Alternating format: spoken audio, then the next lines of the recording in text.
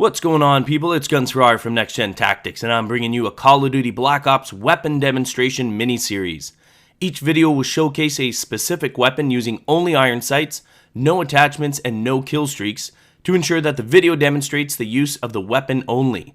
At the end of each video, I'll provide my personal opinion on the weapon and make recommendations in terms of attachments and in some cases perks and equipment. Let's talk about the FAL. Yes, one of my previous favorite semi-automatic weapons. And I briefly mentioned this weapon when I did the M14 assault rifle, because it's it's the second one of only two semi-automatic assault rifles in Black Ops. Now this one obviously, typically when you have a rifle released later on in the game, it usually means that it performs a little bit better, or at least has different characteristics, making it something that you want to actually work towards getting. And this one definitely, I would say, is in that classification there. With the M14 versus the FAL, there really isn't that much of a competition there. The FAL is a superior semi-automatic weapon. However, as I mentioned before as well, while I would personally, I would love to use this weapon. I have a very fast trigger finger, and weapons like this usually mean absolute destruction for the other players in the game. I know that sounds egotistical, but because I fire it so fast, this is a two-shot kill weapon. And so normally I would be able to just, destroy people with it. However, that turbo controller limiter that Treyarch's put in there, and again, I'm not knocking them for doing that. I mean, I understand why they did it, because a weapon like this with a turbo controller would be anarchy. It would be really problematic, and turbo controllers are, more commonplace. So having this limiter on it, which basically detects really rapid fire, and which usually denotes the fact that someone's using a turbo controller. However, I think it needs to be refined a little bit, because people such as myself, and I know there's a lot of other people out there as well, but I have a very fast trigger finger, and so when I use weapons like the M14 or the FAL, which I really do like the way it handles, I love the accuracy, it is an incredibly well-balanced weapon, and I would totally use this over any other weapon, to be quite honest with you, except for the fact that it has that limiter. It basically prevents me from being, 100% effective with it, because what happens is when I'm running around, and I don't know, I'm going to try and watch the video as this is going here. I got you again. But basically, as I'm running around, if there's someone in close proximity, like if I'm running in close quarter, right around a corner, and all of a sudden, boom, I'm face to face with someone, and all they got to do is hold down their trigger on their fully automatic, either SMG or assault rifle, I'm going to drop. And what happens is it locks me out a lot. So as I'm firing it really quickly, it'll fire off maybe the first or second shot. And remember, when you're spraying from close quarter, it's not exactly like everything's going to be going straight into them. I know I said it's a two-shot kill, but I mean, you're firing from the hip, and chances are one of them's going to miss. So I rely on obviously my ability to spray the weapon, but it locks me out after the second shot. And no matter how much, and it actually takes a few seconds for it to unlock. Now, it doesn't happen every single time, but it happens often enough that it makes this weapon, almost unusable for people like me. If you don't have a fast trigger finger and you're a little more cautious and you're going around and you're able to pulse it at a steady rate and you have good accuracy, which I don't, and I'll, readily admit that my accuracy is horrible, then this weapon may be incredibly effective for you. And I basically do highly recommend using a weapon like this. I mean, the power behind it, the accuracy, the way it handles is beautiful. In terms of attachments, the iron sights on this are brilliant. I mean, if you look at that, the iron sights are really, really good. You shouldn't really need to use something like red dot. I think a red dot on a weapon like this is kind of a waste of time, and therefore I would recommend using a suppressor. And because of the accuracy and the range on this, the suppressor does not really inhibit the performance of this weapon.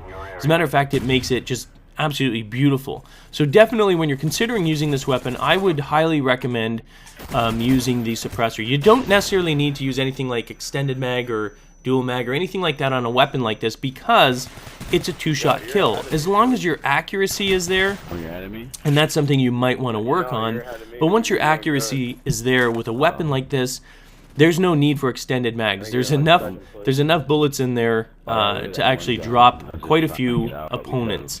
Now, for me, I have to actually put on Scavenger, because even when it doesn't, you know, for the rare cases where it doesn't lock up on me, I do go through a lot of bullets, and you may do so as well. Oh, fail on the knife. I know it has nothing to do with the FAL, but that was the FAIL. Haha, not very funny, but you know what I mean. Failage. So definitely suppressor on this one. And by the way, just as a side note, the red camo on this thing looks sick.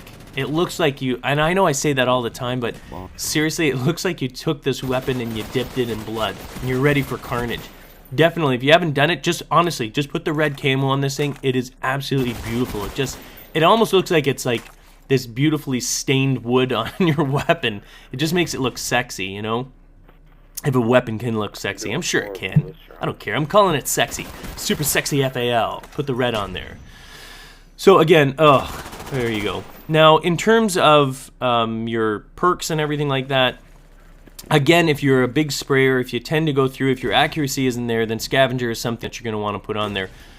If not, then definitely put on the amazingly overpowered, well, at least that's what they say. I'm not calling it overpowered, but that's what the recent thing is. The overpowered Ghost perk. Put on a silencer, put on Ghost, Ninja, depending on how much you're moving. If you're moving around a lot, Hacker Pro might be a good idea.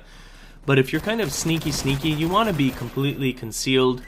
This weapon with a silencer, Ghost, and Ninja is just absolutely beautiful. Now, in terms of your second perk, you don't necessarily need to have sleight of hand. I mean, it depends. Again, with myself, I definitely need sleight of hand.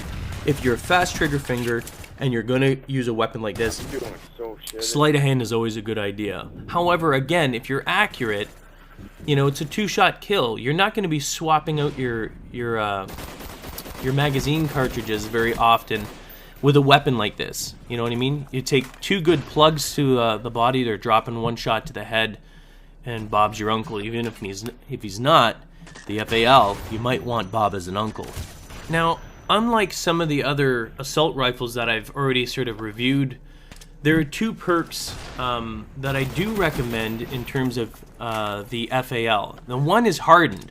Now, normally I wouldn't recommend hardened with the assault rifles. Yeah, I know it can be effective, but the power of this weapon and the ability to be super accurate, hardened actually is a very good option for this, because, I mean, especially, I mean, particularly in this level here, you got a lot of wood, you got a lot of thin surfaces, and with the power of the FAL, using something like hardened, you're going to be able to kill a lot of people that are hiding in very obvious spots.